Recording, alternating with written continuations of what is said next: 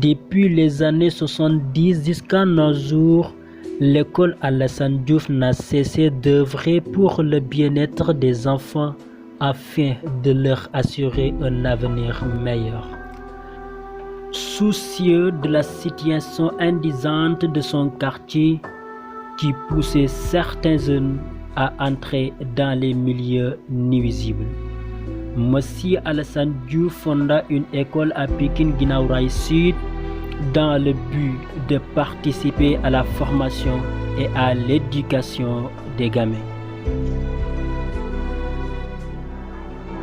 Dans cette photo, nous trouvons les premiers élèves de Oustaz Alassane Diouf. Derrière eux, nous pouvons remarquer une cabane. Cette cabane servait d'école à l'époque. C'est là où on faisait les cours.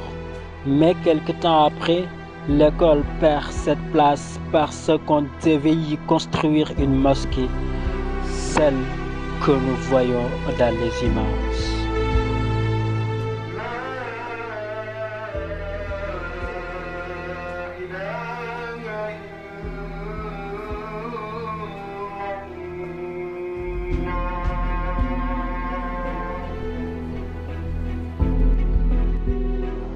Après la mort de ce grand homme, l'école a failli disparaître, mais heureusement, l'homme avait laissé derrière lui des héritiers très ambitieux, dynamiques et patriotes qui comprenaient comme lui que l'avenir, c'est les enfants.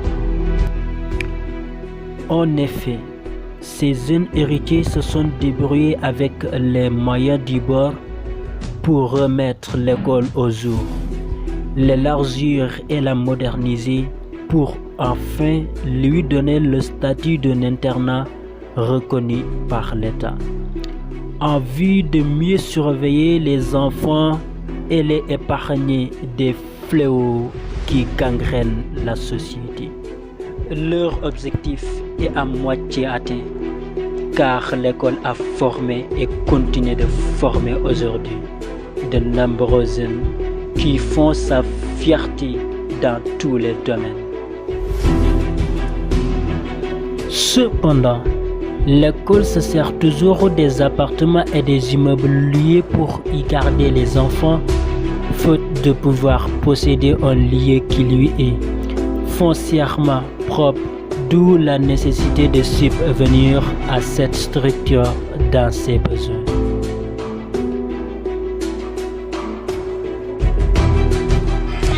Nous en avons parlé avec un des membres de l'administration de l'école. Le voici, M. Sarr. L'école Alassane Diouf a été créée en 2015 par Moustapha Diagne Diouf, qui veut perpétuer l'œuvre de son père. Parce que son père, Oustaz Alassane Diouf, a été le premier à créer d'abord une mosquée à Guinaw Rail, mais aussi un daara.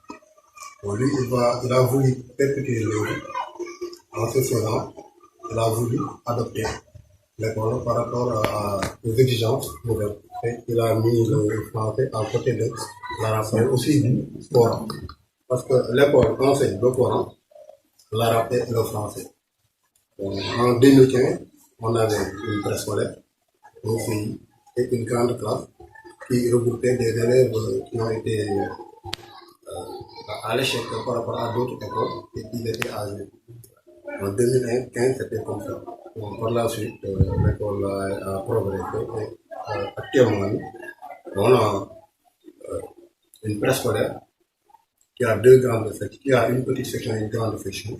Mais aussi au niveau de l'élémentaire, on a un CI, un CP, c'est-à-dire du CI jusqu'au CM2.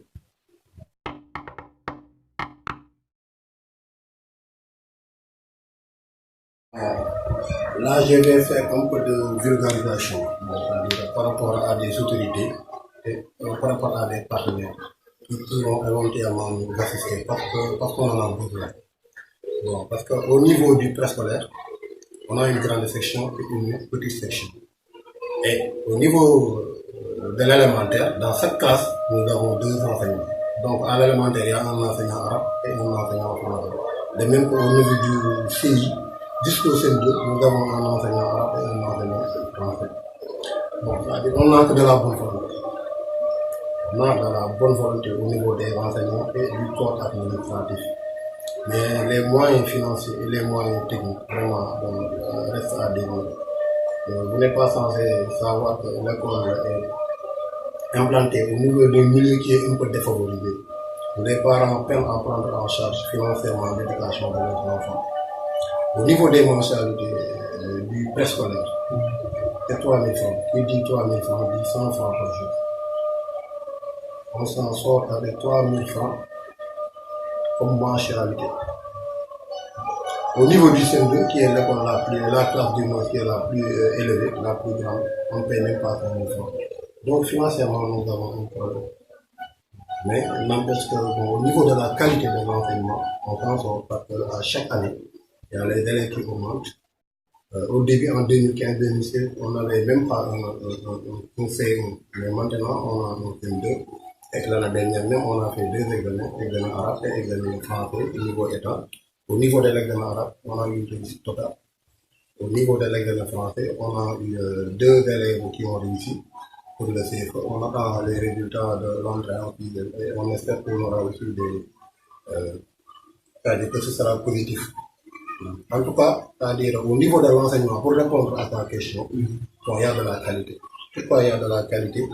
Parce que, bon, c'est-à-dire une classe qui enseigne aussi bien le français que l'arabe, et même que le Coran, hein, c'est-à-dire c'est pas facile. C'est pas facile. Au niveau des écoles, on vous apprend seulement soit l'arabe, soit le français. Mais ici, on a les 3. Et les élèves sont seuls. Vraiment, les élèves sont seuls.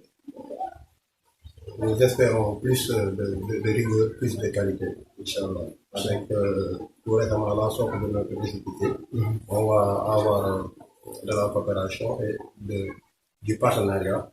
Comme ça va renforcer notre qualité au niveau technique et au niveau financier.